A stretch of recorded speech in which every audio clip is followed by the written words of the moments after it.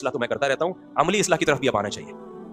بھائی نظریہ تو بن گیا, اللہ بھی ہے تو کیا کریں, تو ہیں تو ویسے کے ویسے ہی, جب اللہ کو مانتے تھے تو بھی ویسے ہی تھے, مسلمان جب اللہ کو نہیں مانتا تو جیسا ہوتا ہے ماننے کے بعد بھی. بولو, صبح بھی پہلے بھی 2 پراٹھے کھا رہا تھا, اللہ کو ماننے کے بعد بھی کیا کرے گا, 2 پراٹھے کھائے گا. پہلے بھی گٹکا کھاتا تھا, اللہ کو ماننے کے بعد بھی کیا کرے گا, گٹکا کھائے گا. جب اللہ پہ ایمان نہیں تھا تو بھی جمعہ پڑھ لیا کرتا تھا, ہو سکتا ہے میں بھی, ہو سکتا ہے اللہ نکلا قیامت کے دن جو ہفتے میں ایک دن نماز پڑھ لو. جب اللہ پہ ایمان لے آیا دلائل کی دنیا میں تو بھی کیا کر رہا ہے, جمعہ ہی پڑھ رہا ہے. تو اس لیے اتنا کافی نہیں ہے کہ ہم اپنے نظریات کی اصلاح کریں, انسان کو تربیت کے لیے پریکٹیکلی اصلاح کی ضرورت ہے. ہمارے نبی نے صحابہ سے روزے رکھوائے ہیں, ہمارے نبی نے صحابہ سے خواہشات کی قربانی دلوائی ہے, میدان جنگوں میں لا کے لڑوایا ہے صحابہ کو. تو انسان کی اصلاح صرف بیانات سننے سے نہیں ہوتی میرے بھائی, یہ بھی ایک بہت بڑا حصہ ہے, پریکٹیکلی کچھ کرنا پڑتا ہے. تو اب آپ نا پریکٹیکلی کچھ کرنا شروع کر دیں. اور اس میں جمعے میں جو بیان چلا رہا ہوں نا, پہلے اپنی خوراکوں کو ٹھیک کریں, کیونکہ خوراکیں جس قسم کی چل رہی ہیں اس سے سستی کے علاوہ کچھ بھی حاصل نہیں ہوگا. جس آدمی کو اپنے منہ پہ کنٹرول نہیں ہے نا, خواہشات پہ کنٹرول ہو ہی نہیں سکتا. تو اپنے لائف اسٹائل کو بھی چینج کرو میرے بھائی, آڑے ترچے ہو تو سیدھے ہو جاؤ, ٹیڑھ چل رہے ہو. اور دوسری بات یہ کہ خواہشات کی قربانی دینا سیکھو. تو خواہشات کی قربانیوں کے بہت سارے پیکج ہیں اسلام کے پاس, لیکن اسلام نے خواہشات کی قربانی کے لیے جس پیکج کو سب سے زیادہ ویلیو دی ہے وہ روزہ ہے.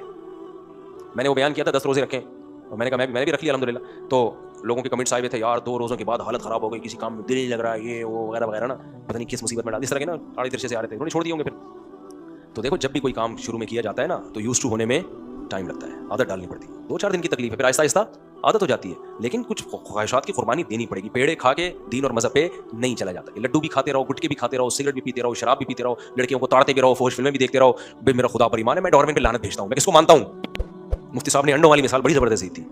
تو پھر تو کس نظریے کی اصلاح ہوتی رہے گی, عمل تو کچھ بھی نہیں ہوگا. تو اسلام کو تو عملی لوگ چاہیے, عملی لوگ قربانی کے بغیر نہیں. اور ایک آخری بات, کچھ خواہشات ایسی قربان کرنی پڑتی ہیں کہ وہ ایک کنٹینیو ایک لمبے ٹائم تک قربان کرنا ممکن ہی نہیں ہے.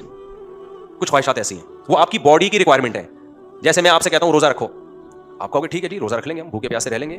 لیکن میں کہوں کہ آپ افطاری بھی نہ کرو, سحری بھی نہ کرو, رکھو, تو آپ بولو گے 2-3 دن کے بعد آپ بولو گے بس کرو, مر رہے ہیں بھائی, برداشت سے باہر ہو رہا ہے. میں کہوں گلوکوز کی بوتل چڑھا دو جا کے, مرنے سے آپ نے چڑھا لی, تھوڑا سا انرجی آگے چل رہے ہیں, پھر کھانے کا دل چاہ رہا ہے گلوکوز, 4-6-8 دن کے بعد آپ کا تقویٰ ٹوٹے گا, آپ بولو گے ایسی کی تیسی, یار میں یہ مذہب کو مانتا ہی, باغی ہو جاؤ گے مذہب کے. اسی طرح یاد رکھو, جیسے پیٹ کی خواہش روٹی ہے نا, ایسے ہی مرد کی خواہش عورت ہے, عورت کی خواہش مرد ہے. یہ باڈی کی ریکوائرمنٹ